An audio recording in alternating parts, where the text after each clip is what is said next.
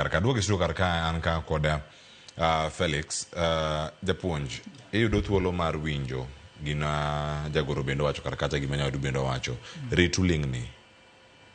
onego time yo machal nade mondo mi ywak makama kik owinje kende tam mar ariyo gi tam mar adek giko mar higani mangima ni ero retooling ni time kama chalo kama kuyudo thuolo mar medoru to mag bende biro mana mar konyo japuonj kato bang'e japuonjre yudo ber. Gima nyalo wacho retooling mana kaka jagoro mar KUPPET osewacho ni retooling ni itime lakini ok time e yo moro manyalo konyo japuonj sana e yudo content mar gimopuonjo e CBC. Koro an gima nyalo wacho retooling ber kendo in fact ojengo wa kaka jopuonj, o empower wa. An koro gima nyalo timo ni nyalo wacho ni retooling ni obed frequently,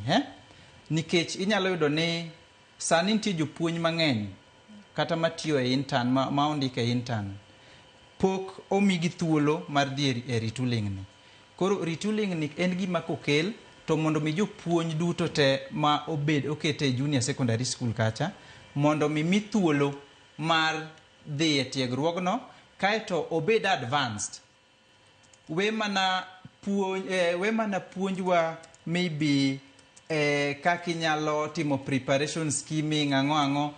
miwa details mar CBC mondo mi wanyal winje e yo moro ma